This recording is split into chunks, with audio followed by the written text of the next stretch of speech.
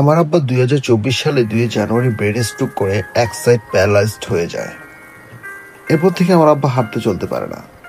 তখন থেকে আমার আব্বাকে নিয়ে হয় আমার নতুন একটি পথ চলা।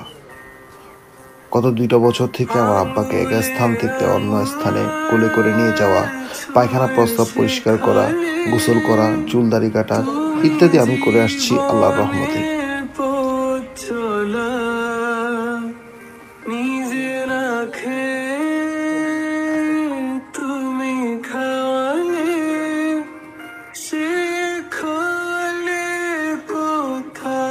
আব্বার কিছুদিন আগে হাতে ফিস্টুলা এবং গলায় ক্যাথালার অপারেশন হয় কিডনি ডায়ালাইসিস করার জন্য। আমার আব্বার শুভাকাঙ্ক্ষীরা ও আমার ভক্তরা সবাই জানতে যাচ্ছে আব্বা এখন কেমন আছে। তাই আব্বাকে নিয়ে নতুন একটি ব্লগ তৈরি করল। অনেকদিন হলো আমার আব্বার চুলদাড়ি কাটা হয়নি, কারণ উনি হাসপাতালে ভর্তি ছিলেন। তাই আজকে আব্বার চুলদাড়ি কাটবো, কেটে সাইজ করব। প্রথমে শেভিং টিচার দিয়ে কাটবো। চুলদাড়ি কাটতে গিয়ে দেখি আব্বার চুলগুলো কাটতে পারছি না, কারণ টিজার বোতা হয়ে গেছে, মানে ধার কমে গেছে। তাই টিজার বাদ দিয়ে লেজার মেশিন দিয়ে কাজ শুরু করলাম।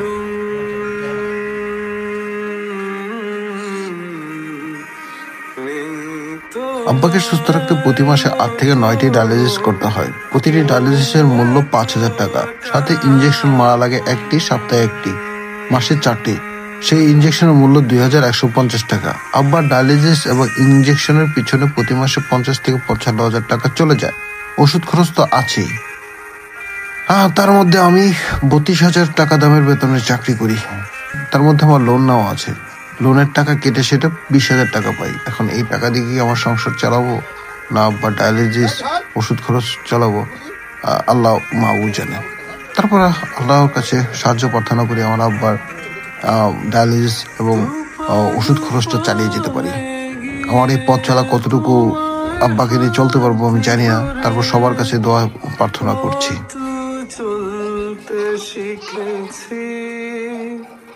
জানি না কতটা বাধা তুমি একা সয়েছো, বুঝতে দাওনি কিছু।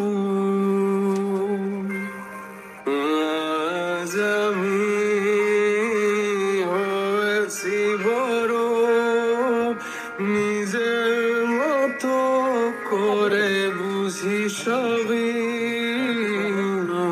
জানতে কত কি ভুল করেছি, তুমি ক্ষমা করো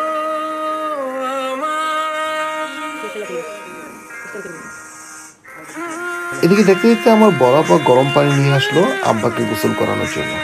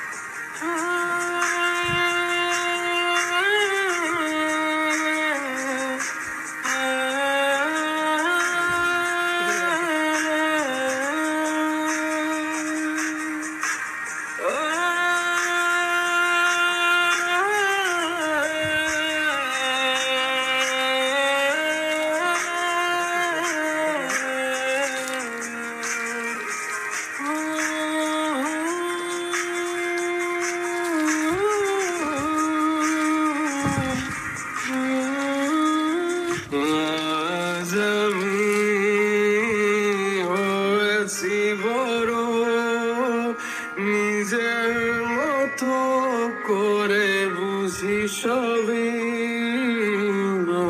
জানতে কত কি ভুল করেছি, তুমি ক্ষমা করো আমায়।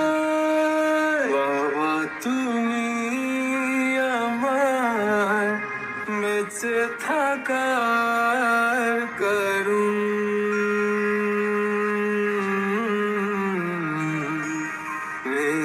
তোমার মতো কেউ এতটা আপন।